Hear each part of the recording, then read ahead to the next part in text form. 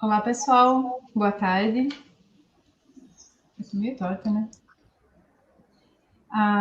Esse é mais um seminário do Programa de Pós-Graduação em Biologia de Fungos, Algas e Plantas, da Universidade Federal de Santa Catarina.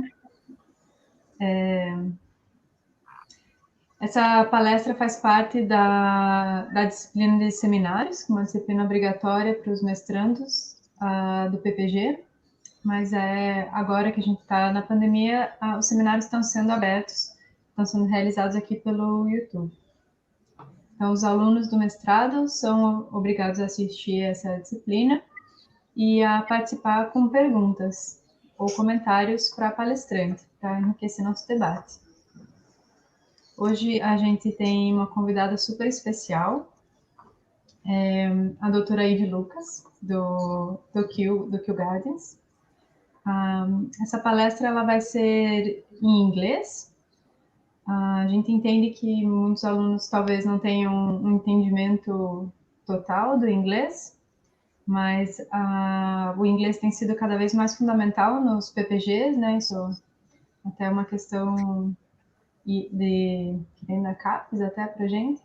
Então, a gente acredita que inserir, assim, palestras em inglês é até uma maneira da gente propiciar alguns momentos de familiaridade, de maior familiarização para os alunos, né? Então, a doutora Ivy entende até um pouco de português, mas eu e a Duane vamos estar aqui mediando também as perguntas. Elas podem ser feitas por qualquer pessoa e pode ser em português. Se a doutora Ivy não entender, a gente faz a tradução. Bom, então, como eu disse, além da doutora Ivy, está aqui comigo a Duane Lima. A Duane é nossa pós-doutoranda do PPG-FAP e trabalha muito estreitamente com a doutora Ivy, em colaboração de várias pesquisas, e eu vou convidar a Duane para fazer a apresentação da Ivy. Du. Ok. Oi, pessoal. Essa palestra faz parte da disciplina de limitação e conservação de espécie, que a gente estava tendo essas últimas 2 semanas também, além dos seminários. Então, eu espero que todos os alunos da disciplina estejam aí, participem também. Eu vou ler rapidinho a biografia da Ivy. Então, a Ivy é pesquisadora do Royal Botanic Gardens, Kew, na Inglaterra, onde ela faz parte do time de sistemática comparativa de plantas e fungos. A pesquisa dela é focada em taxonomia, sistemática, evolução e conservação de mirtácea, particularmente das tribos de frutos carnosos Mirti e Syzygy, também em ecologia e evolução das florestas tropicais, onde essas tribos ocorrem, principalmente aqui a floresta atlântica do Brasil. E, bom, os estudos que a Ivy conduz são baseados em sistemática molecular e morfológica, análises biogeográficas, preparação de monografias, revisões taxonômicas regionais e checklist global. E as pesquisas dela fazem parte de um enfoque integrativo em sistemática de mirtácea no Kew, e também incluem estudos em fenologia, anatomia e biologia reprodutiva. So, Eve, it's a huge pleasure to have you here. Thank you very much for accepting our invitation. Thank you, Duane. Thank you, Mayara. Thank you so much. So, good afternoon, and thank you for inviting me to talk to you today. I have never given a talk online before, so I hope it will go smoothly. I find it amazing that we can do this, and I hope that the language will not be a barrier. I have to remember to go really slow. Thanks so much to Duane for setting it up and for helping with language questions. Yeah. My name is Eve Lucas, and I work in the herbarium at the Royal Botanic Gardens, Kew. If you haven't visited yet, then we are waiting for you. Kew is not unique, but it is particularly special in my opinion, as it is an international herbarium with a truly global collection. Questions about plant distribution, ecology, and evolution can be asked and answered on a global scale. But my core work is systematics of a family you know very well in Brazil, the Myrtaceae, specifically tribe Myrtae, that includes all but one American species. Many, but not all of the examples I will discuss today will be from this group. So the title of my talk is the importance of systematics for conservation. So before I begin, it's probably helpful if I define what I mean when I use the word systematics. This is the internet definition. Systematics deals with the evolutionary relationships between organisms, but that doesn't take into account the many sources from which the data comes. My systematic outputs include species accounts, like this one, that make groups easier to understand and to manage in the herbarium or in the field. And these accounts contain environmental data, and by that I mean location data, like altitude and habitat, and they're in blue here, and trait data. And by trait data, I mean morphological information, here in red. I'm also involved in generating data from micro-morphological and developmental studies that produces more trait data, and from phylogenies. This morphological study is from Augusto Giaretta, looking at the calyx of Eugenia development. And this phylogeny is a phylogeny of American Myrtaceae produced by Thais Vasconcelos. Phylogenies add systematic information about relatedness, and if the phylogeny is dated, it can add information about space and time. All of this information goes into the final product. In my mind, taxonomy is the final product of all this information. Before I go too much further, I'd also like to talk about a project close to your hearts that also produces first-class systematic data and taxonomy. Flora do Brasil needs no introduction, but it contains an enormous amount of data, both trait data, in red again here, and environmental, in blue. Now turning to the conservation part of the title. Human concern for environmental protection was born during and after the Industrial Revolution, but it rose relatively quickly after the Second World War, really taking off in the 1960s after the publication of this book, The Silent Spring, about pesticides by Rachel Carson. And it was expressed, particularly in the United States and in Europe, by events like this. This is Earth Day in New York in 1970, and the foundation of Greenpeace in 1971. As society became more aware and sought international agreement on environmental action, that led to summits like the Rio Earth Summit in 1992 and the Nagoya Summit and Protocol. But it isn't really until the early 1990s that systematics begins to feature in the conservation dialogue. This is one of the earliest works I have found that incorporates the words systematics and conservation. It is by Sir Ian Prance, shortly after he became director at Kew. His work has been followed by many others, some more general and philosophical. This one, 2003, is by Georgina Mace, who died recently. And some are taxonomic revisions that directly describe problematic taxonomy as an impediment to conservation. The role of systematics in conservation is already acknowledged, and the literature is very interesting and worth a read. So now is an exciting time of awakening. Social demand for conservation and environmental issues is increasing, with organisations like Extinction Rebellion, the Green New Deal, and school strikes for climate change. All this activity, how does our systematic data link in?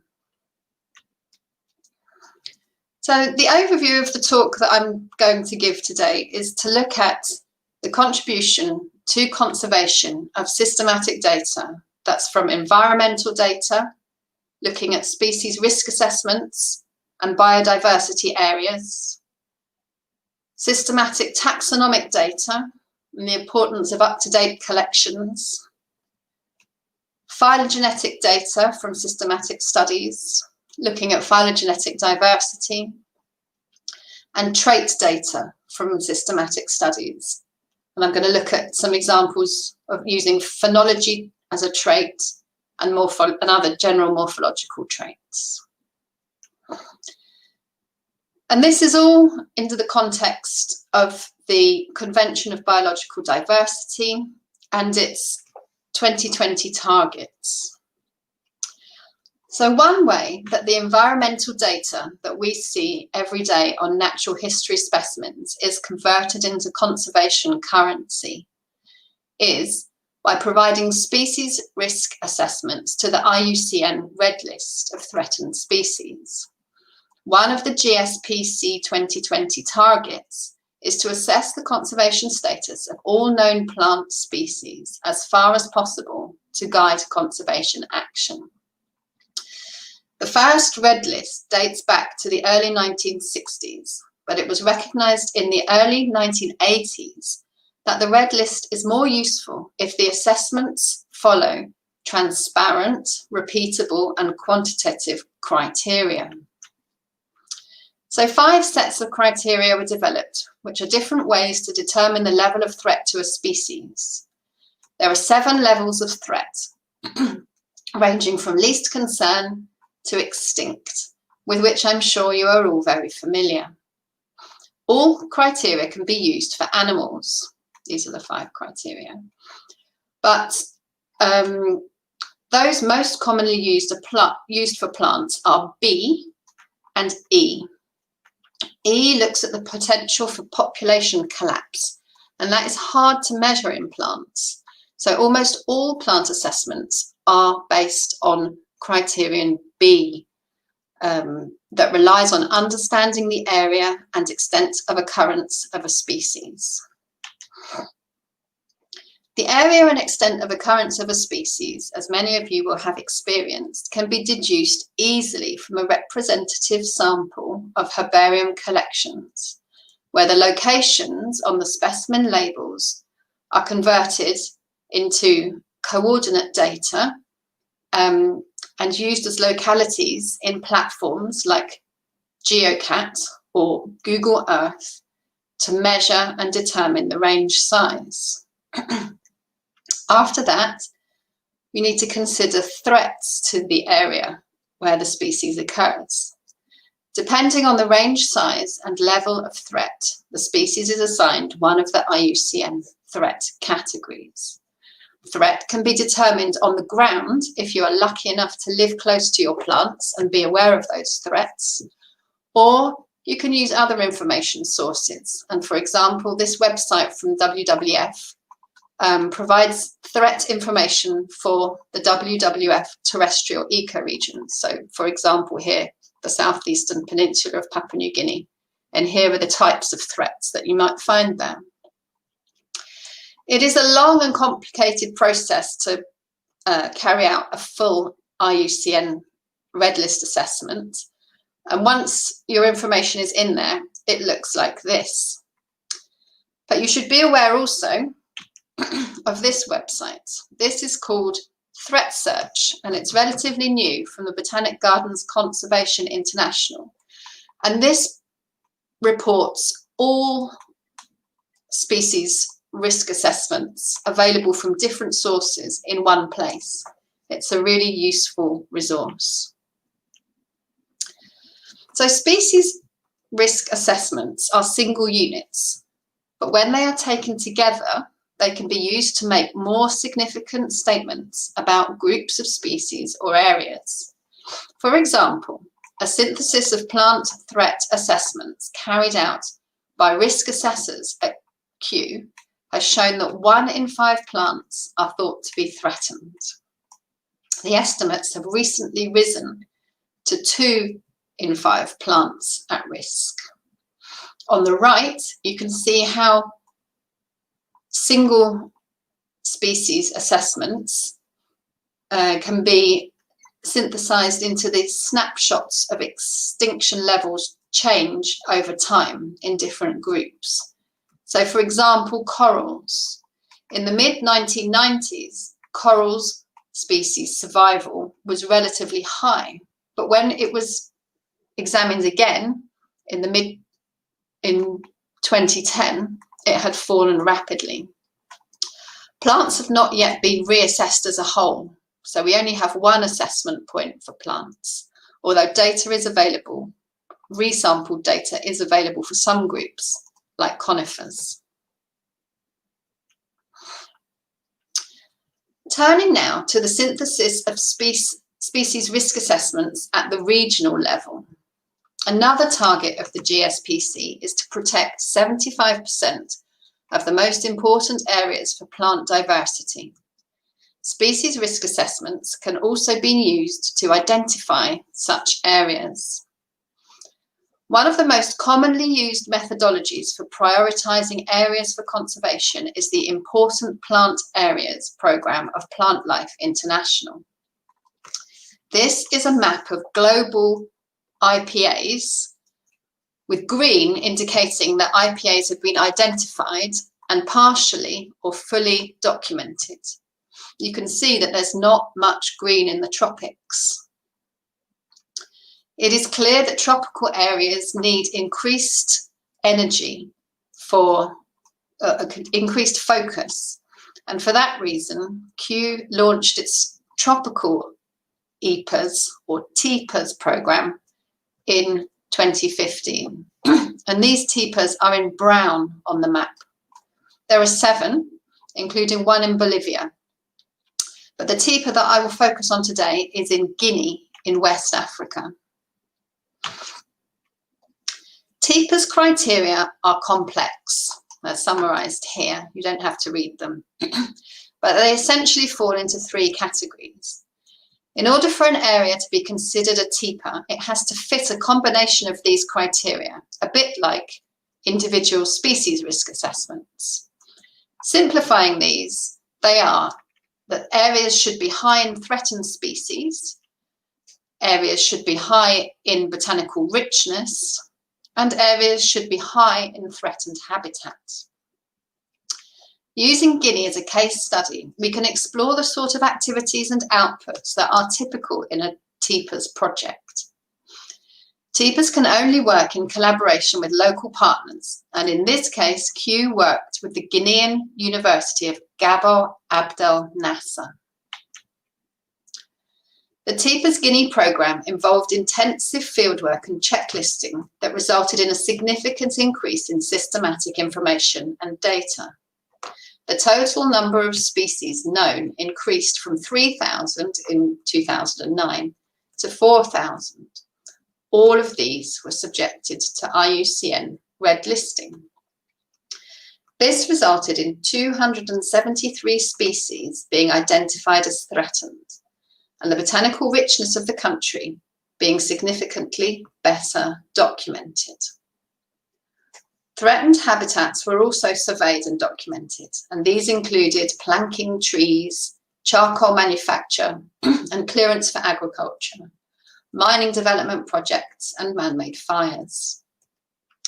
As a result of synthesis of all this information, in March 2019, the Guinea TIPA programme resulted in the Guinean government committing to protect 22 TIPAs.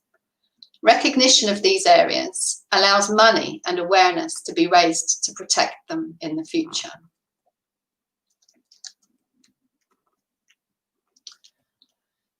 Turning attention now to the core taxonomic output that is produced from monographs and floristic works. We have to be able to manage the flora of an area if we are going to be able to say anything about its conservation.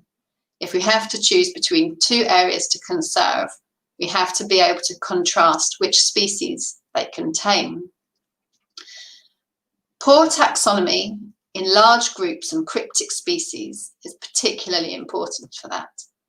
This is illustrated by this example of the Florula of Mucugé from 1986, in which they found Mercia taxonomy so difficult that they couldn't treat it as proper species, but instead they used morphospecies. So Mercia species A, Mercia species B, Mercia species C. And even worse, you can just leave the family out. So this is an example slightly earlier from 1980, towards a checklist of the flora of Bahia, where the authors, when it came to Myrtaceae, said, in view of the unrepresentative sample of named material in the extremely difficult group, it has been decided to omit it altogether at the present time.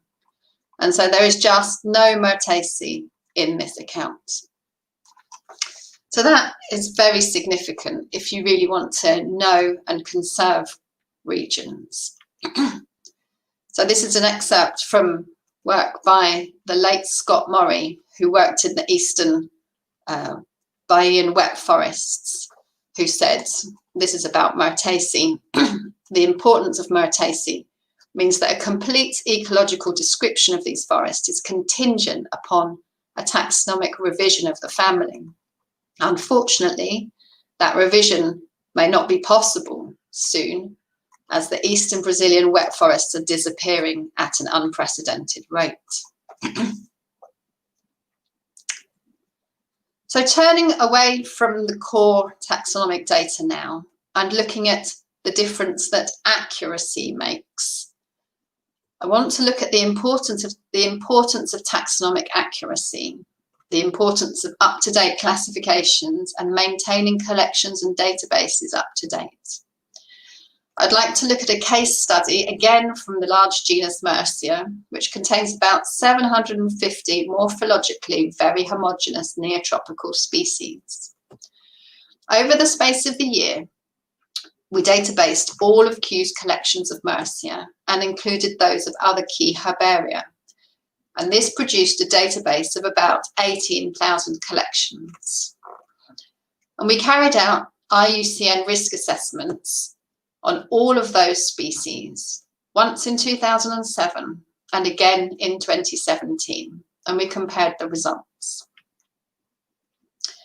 We found that about 9,800 specimens had changed in the database as a result of the ongoing monographic work that I've been lucky enough to undertake with people like Duani over the last 10 years. And here you can see how many species changed in threat in each category. So in 2007, 34 were critically endangered, and in 2017, it had risen to 39. These changes resulted from newly added specimens, so adding specimens to the database for the first time, or where the identification had changed because the specimen had been wrongly named, or because the taxonomy had changed, and so the name had changed for that reason, or because the georeference had been refined. It had been wrongly georeferenced.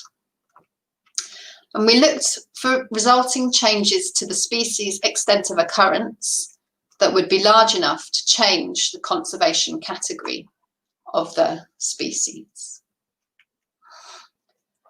And we found that among species present in both snapshots, you can see from this chord diagram that more species changed to less threatened categories than to more threatened categories. And we also found that species previously data deficient were more likely to change to a category of threat rather than to not threatened. It was also found that more species threat level changes resulted from specimens that were previously misidentified or lacking georeferences. Changes that were associated with taxonomic changing, lumping or splitting species, produce less species threat level changes. The conclusion of that study is that unless specimen databases and physical collections are updated in line with specialist knowledge, their utility is rapidly eroded, especially for species threat assessments. Okay, changing again, and now looking at the importance of phylogenetic data produced in systematic studies, often from DNA extracted from fresh or dry specimens. I'd like to look in particular at the concept of phylogenetic diversity. So this slide shows that not all species represent the same evolutionary potential. So one species of coelacanth, or two species of coelacanth, which represents all of its diversity, does not hold the same amount of evolutionary potential as one or two species of cichlid fish. So evolutionary potential for the future is much more impacted if we lose a species without close relatives than if we lose a species with close relatives.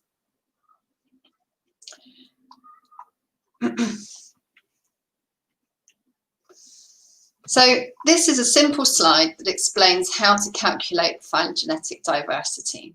So if you take these phylogenies, they each represent an area, X and Y. So the two areas include different species. They contain different species. And so if you add up, so area X contains species A and species C. And if you add up the branch lengths, you get a phylogenetic diversity of 5. In area Y, you find species B and D. And if you add up the branch lengths here, you have a phylogenetic diversity of 6.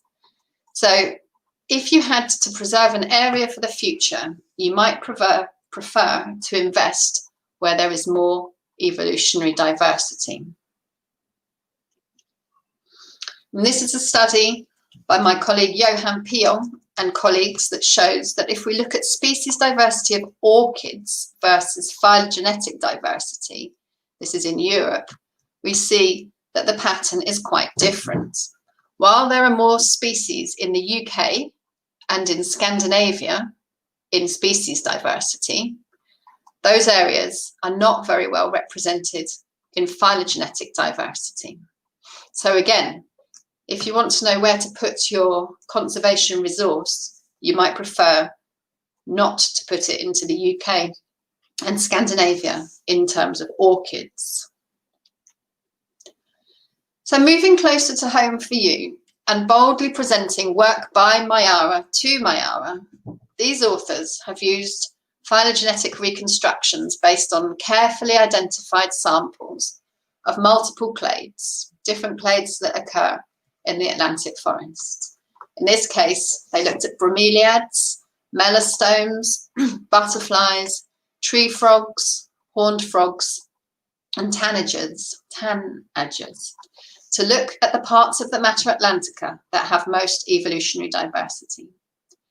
They used multiple metrics, but just looking here at phylogenetic diversity on the bottom row and comparing it to species diversity on the top row, you find relatively similar patterns, but they are subtly different.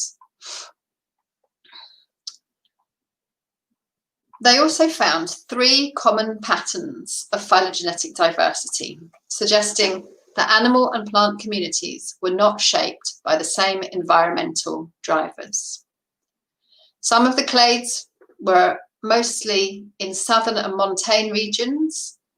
So those were melastomes, tree frogs, and tanagers. Some of the clades were essentially northern, accumulating diversity in Bahia. And those were the bromeliads on the coast, or horned frogs in inland montane areas. And some of the clades were more widespread along forests, like the butterflies. This study is so exciting, and so much of the raw data relies on systematic outputs. They used the results to suggest where evolutionary diversity and remaining appropriate environments are highest, making recommendations to increase conservation effectiveness. Now I would like to look at trait data.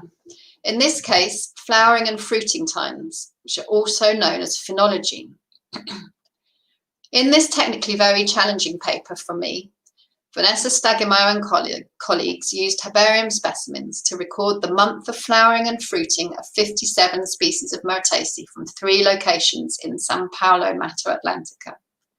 They took phenological information and location data from specimens. In this case, you can see the specimen is in flower, or you could if you could see it close enough. And they also took environmental data, when and where, from the specimen label. They constructed a phylogeny of the same 57 species, and the phenological results were considered along with climate to ask whether species in the same clades of Myrtaceae flower and fruit at the same time, or if they were more influenced by the time of year. What Stagemeyer was able to show was that overall, time of year and ecological factors influenced the flowering and fruiting times most. You can see this here. I don't know if you can see my cursor, I suspect not, but the circles represent species in different genera, and the colours of the circles indicate the month of flowering. And it's clear that they're mostly scattered all over the phylogenetic space, regardless of flowering time or genus. However, what is exciting here is that some species, particularly those here in the Mercia section Gomedesia, do show some clustering. And it so happens that Gomedesia is special in Mercia as it has anthers that are specialised, probably for interactions with a more specific set of pollinators. So in this case, ecological change is likely to affect the whole clade of Mercia section Gomedesia, and perhaps to put it under higher threat.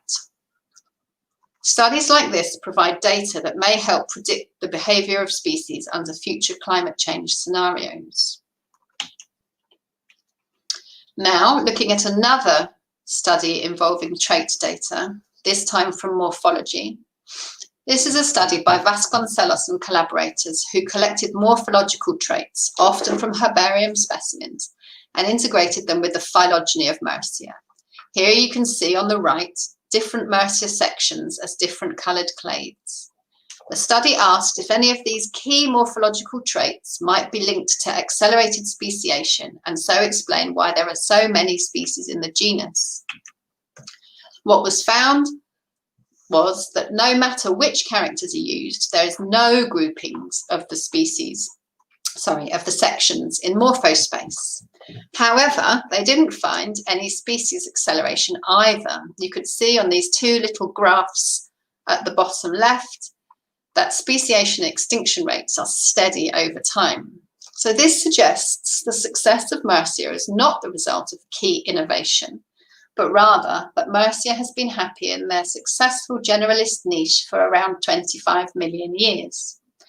And this allows us to suggest that Mercia may be a group of some resilience to climate change, even though some of its species are threatened, as we've seen.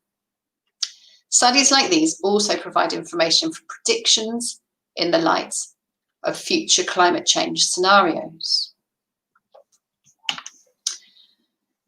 So to begin to conclude, I hope I have made it clear how essential systematics and systematic data are for conservation. The final point I would like to make is to highlight the imbalance in systematic supply with conservation demand. There are severe and persistent shortfalls of taxonomy in areas with most species diversity. Here is work published by Ana Rodriguez and colleagues looking at the distribution of amphibian systematic activity and showing an inverse relationship with species diversity. These gaps are also where environmental threats are highest. Systematics in the tropics is highly desirable. And there are also gaps in taxonomic groups. This diagram from the Intergovernmental Science Policy Platform on Biodiversity and Ecosystem Services, my goodness, what a mouthful, shows the data deficient category is very extensive through the red list, shown here by grey bars. And this is crucially important in shining light not just on what we know, but also what we don't know, and helps obtain funding for less well-studied groups, in this case, crustaceans or sharks. Here. But there's never been a better time to make a difference. 2020 is the year that the GSPC 2020 targets and the UN Sustainable Development Goals end. And it's an incredibly exciting time to be adding systematic expertise and data, and to add our expertise for refining the criteria and setting new goals for the next set of targets in the decade ahead. Thank you very much. And thank you to all my collaborators and funders. And that's it. Over to my panel, who have, yay, reappeared. Hi. Thank you. It was an amazing talk. Oh, good. Yara, you can. Hi. Are you speaking or me? So fast. Well, now if I'm gonna put maybe some questions or comments from the students. Some of them are in English, some of them are in. Actually, I think they are in English, but. Oh, that's nice. Pessoal, se quiserem fazer perguntas em português, fiquem à vontade. Realmente a gente está aqui para traduzir. I'm gonna go from the beginning. Oh, I found one. It's a comment.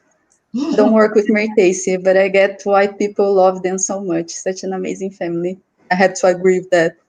Yeah, you need to sign them up, Johnny.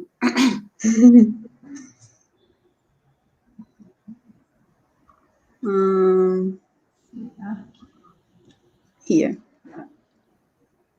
This one is from one of our students, PhD student. So I think that there are quite. Can I just go? Do you need to read the question or something? I think you can read, right? Why use the calculation of EOO instead of AOOs to estimate conservation, when the second is more faithful to the exact point of occurrence of the species? So I don't know if that is talking about in general or just for our study comparing the two database shots. I think in general you can use EOO or AOO depending on the situation. Why we used EOO to compare the two snapshots, I would have to go back and have a look at the paper. I don't remember.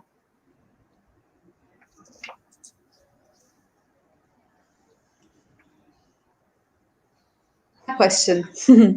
Speaking of MIRSI assessments, how did you deal with specimens without sufficient geographic data on the labels? Yeah, we didn't use them. We were pretty cautious and conservative, so we only used specimens where we were confident with the data. Oh, gone over here. Ariadne again. I would say fungi are the less. They don't even appear in the graph. Yeah, there's a lot of work to be done on fungi. I don't mean to plug Q products, but if you go to the Q website, you can download PDFs of these State of the World reports. Yeah. This year's plants and fungi, and last year's was only about fungi. So you can find some comparable information there just about fungi.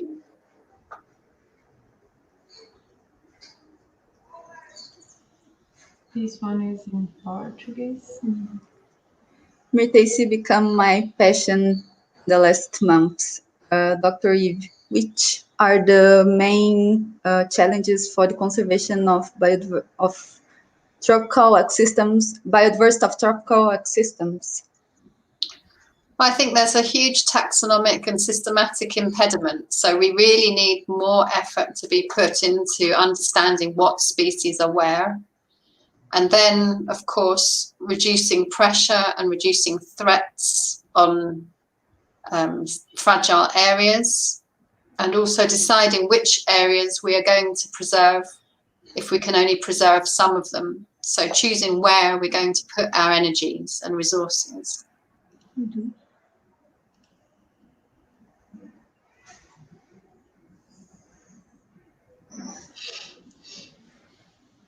Marla.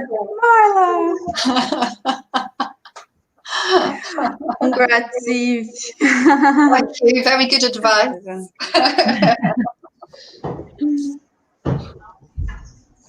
Another one from Ariadne.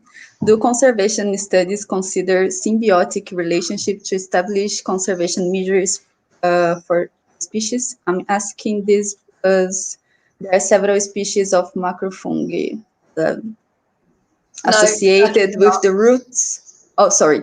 Associated with the roots of Myrtaceae and depend on this association to survive. So 2 comments on that. One, there's some really interesting studies that we should do, that somebody should do on mycorrhizal associations in Myrtaceae. And 2, no, that's not taken account for in any of the red list assessment criteria. I think this is very hard to do, right? Account for the symbiosis. I can't imagine how you would do it. I'm just thinking, I did hear there was something I was listening to the other day where it was, they were measuring, there was a paper measuring, quantifying the amount of, quantifying the amount of ectomycorrhizae or rhizal activity in European forests in response to levels of nitrogen in the air. So anyway, the point being that, yes, you can assess, I think you can assess levels of those symbioses, but how you would turn that into criteria, I really don't know. Mm-hmm.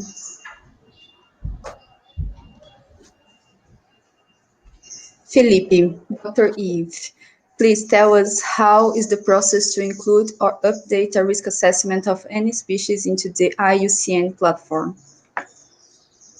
Yeah, it's really complicated. I do have, if I can find it quickly, I don't know, this is now going to challenge my technical capabilities. I do have a flow chart of that. See if I can open it and share it.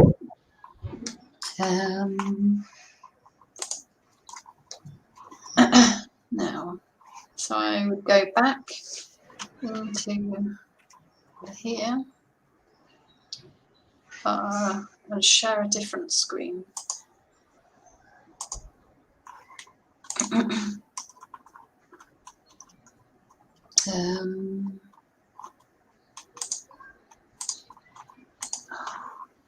Can you see that? Yeah. Yeah. So this is from a different, this is from a different talk. I don't know what you can see now. So yeah, so this is the red listing process. So you can see there are all sorts of steps. Making the assessment, having it reviewed, submitting it until it gets published. It's an incredibly complicated process. The way that the assessors do it at Kew is that they fill in they have a pro forma that they fill in with all of the information for the species, and it's an enormous amount of text. And I'm happy that I don't have to do that. Yeah.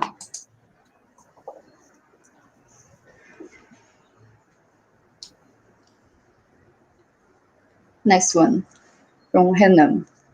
In an era of misinformation and conspiracy theories, what would you say is the biggest challenge in getting the awareness of the importance of conservation back to the mainstream? Wow.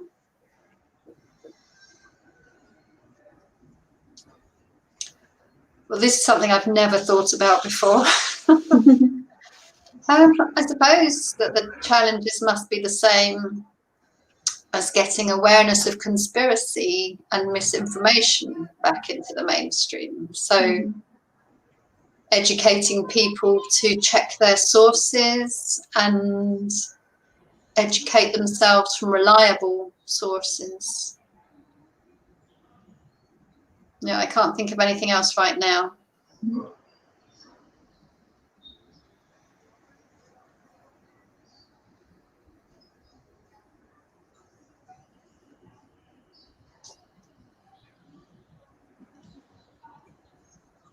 Okay, one.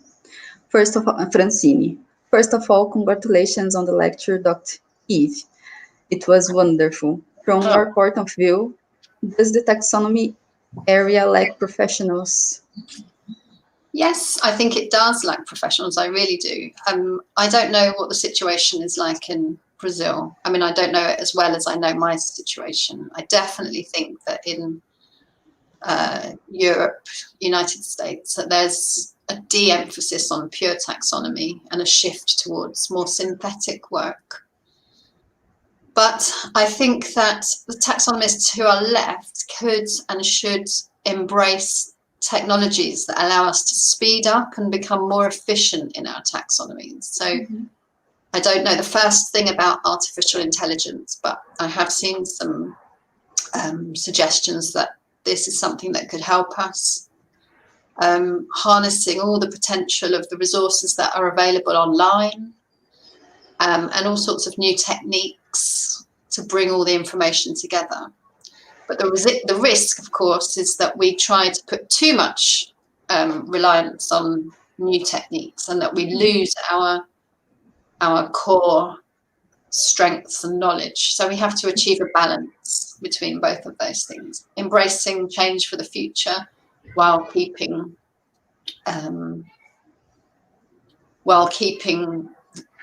the most valuable parts of what we know and our skills. Ariadne made this comment. I think it's... Oh, yes, that's in relation to one of the previous. Yeah, sorry, I can't answer that. I would have to go and look back at the paper. I'm sure it's in there. I'm quite sure it's in there. Amanda, which are the lessons that can be learned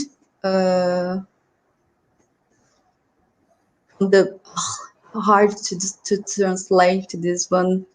Well, the lessons that could be learned from large environmental destructions like the burning that have occurred in the Pantanal and Amazonia.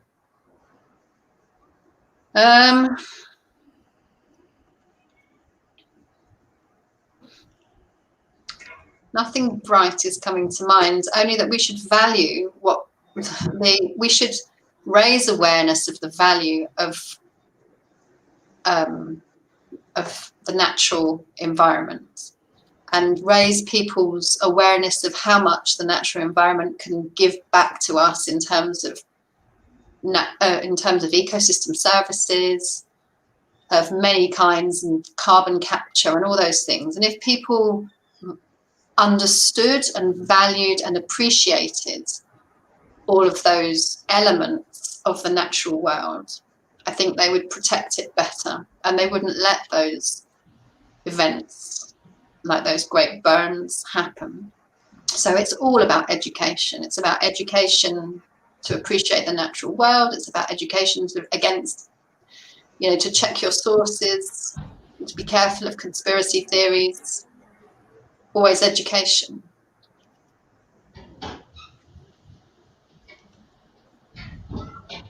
Aline, do you think that current research efforts in Brazil are sufficient to conserve biodiversity? From what I know, which is not as much as you or your professors, I don't believe it is, no. Especially at the moment. Yeah. Congratulations, Eve. Great talk. I would like to ask if the available data from biological collections be used in restoration studies.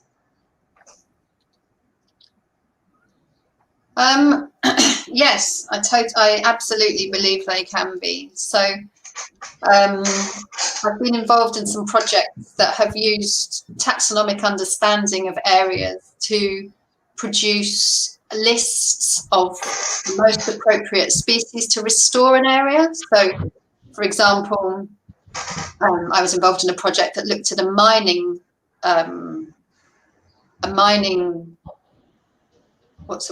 project in Bahia, and we were asked to look at the flora of the area and to draft a list of 100 species that would be most appropriate to restore the area with. And not all of the species that we recommended were completely local, but they were all Atlantic forest appropriate species, and we were able to provide the list of the species, information about the species, what the species might bring in terms of ecosystem services, and also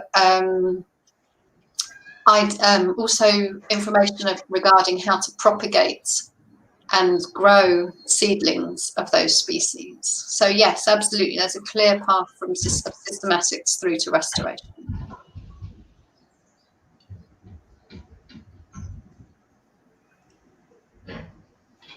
Neuza, congrats, Eve. Thanks for talk for our PPG in Brazil.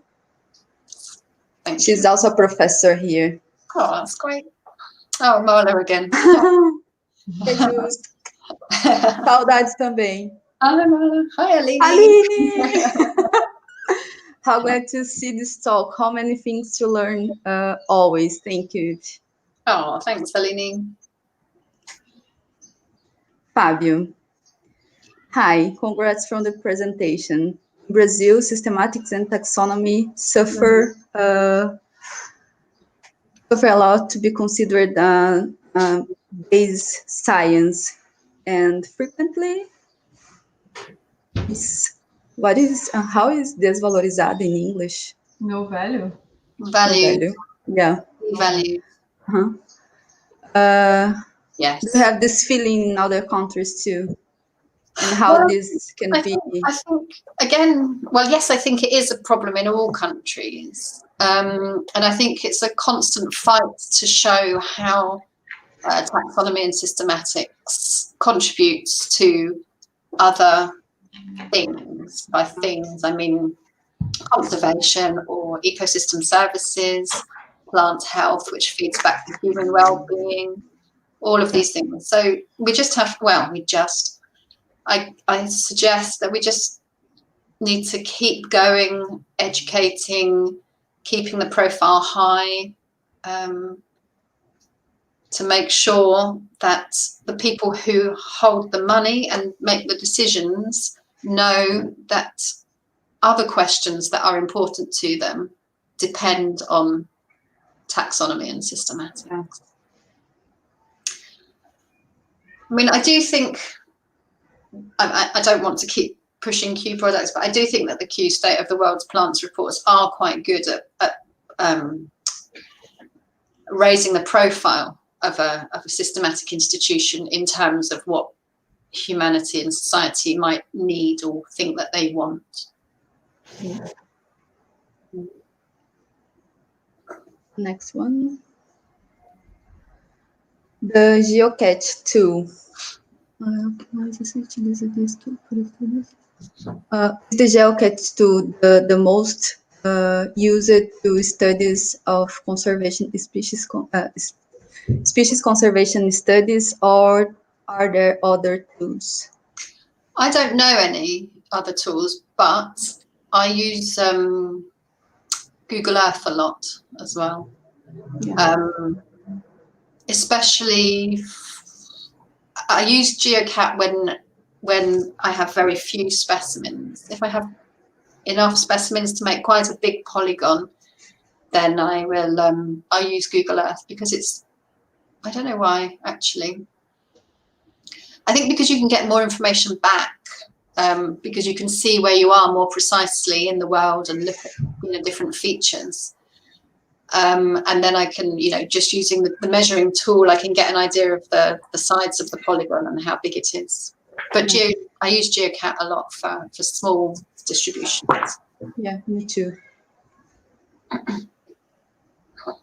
Mariana Wagner. How do you think soil data can help conservation of plant species? Well, I think soil data, so this is a trait.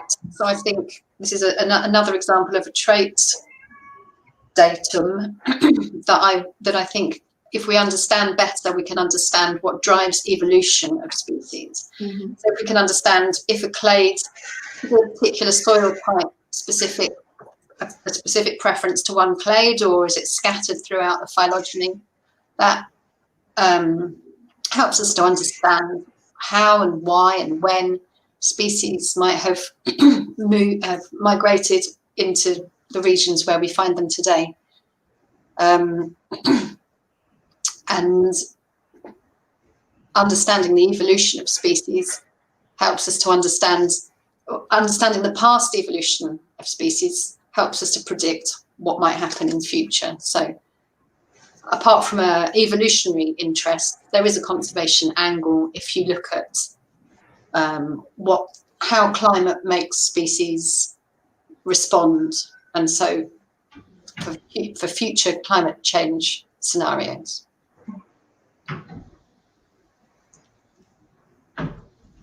Tiago, mais mirtólogo. Excellent. Thank you very much and congrats. Augusto! Oh my goodness. Great talk, Eve. Very close to have a tree of life from Murcia. Can you comment on this, some implications to conservation? A tree of life from Murcia. Oh. Well, I think we are closer to have a tree of life from Eugenia, and that's partly based on your work, Augusto. And I think implications to conservation, well, I think the case studies that I've given looking at integration of phenology, integration of traits, integration of phylogenetic diversity, all of those kind of studies feed into conservation. And so the better, the more complete and better phylogenies that we have, the more we can do that kind of study and the better our understanding will be.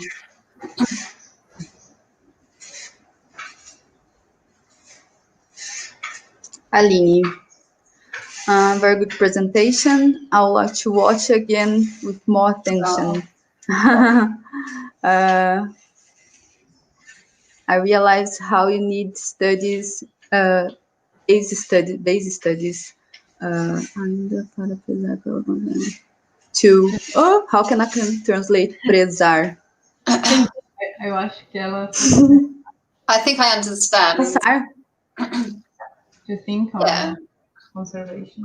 I think you're right. And I think taxonomic data is fundamental to conservation studies for all of the reasons outlined.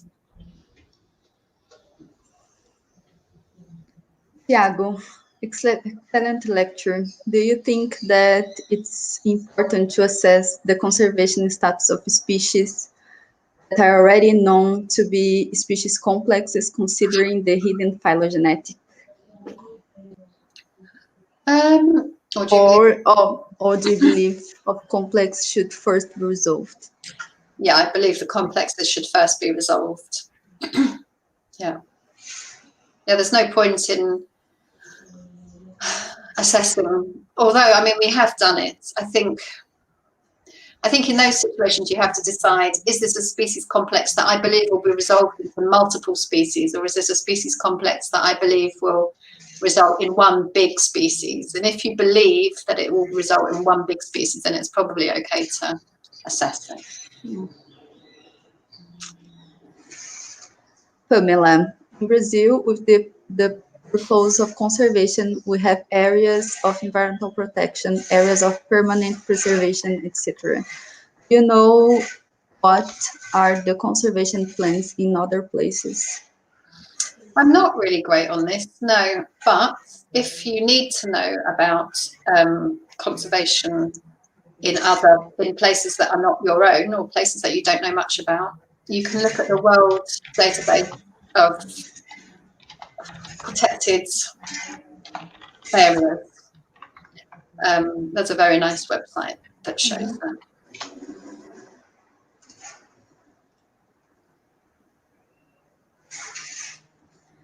René. Hi, René. Eve, so good to see you and hear you talk about Mirtace and all the wonderful work Q has been supporting. Something I must. This is something an Saudades. Yeah. Oh, sorry, I didn't finish. Something I must say that can be translated. Saudades. Sorry. Okay. Ariadne. Thank you so much for the talk, Professor Eve. It was a very enlightening. I'm very interested in using our systematic studies for fungal conservation. Thank you again. Good luck. I think it's a really good place to put your time. Yeah. Brena. Why do Q researchers know Portuguese? It's the third person I know. Well, because we have a long history of collaboration with Brazil, especially in systematic. Yeah. Hannah, thanks for the lovely lecture. I was very eye-opening. It was very eye-opening. Fabio.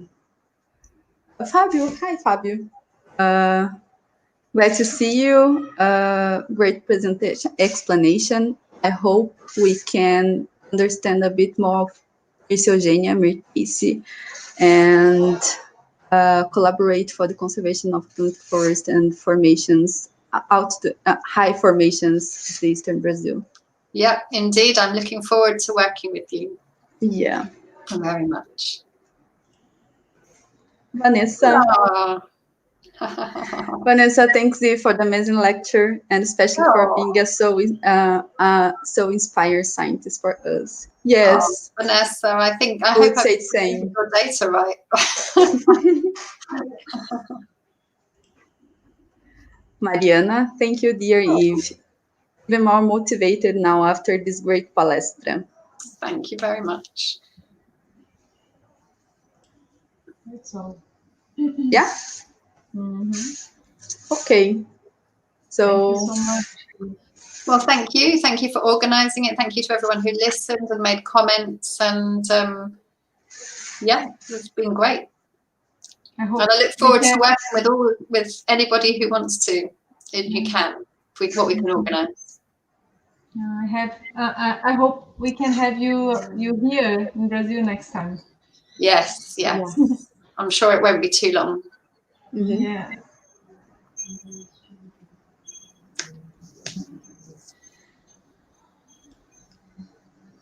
Maria Alice, we greatly appreciate your presentation in our seminar, Eve.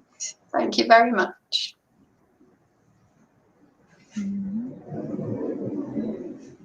Bom, pessoal, muito obrigada pelas perguntas e pelos comentários. Novamente foi muito legal o seminário, em colaboração, né, na disciplina da DU. E agora a gente tem mais um seminário daqui 2 semanas planejado, da Olga, sobre algas. Em breve a gente vai fazer a divulgação. Mais alguma coisa, Tom? Acho que não. Acho que era isso. Thanks, Eve, again. It's a pleasure. Big pleasure. Thank you so much for... I don't know if I can do that. Yeah, you Thank can. you so much. Bye, guys. Bye. Bye. So what do I do?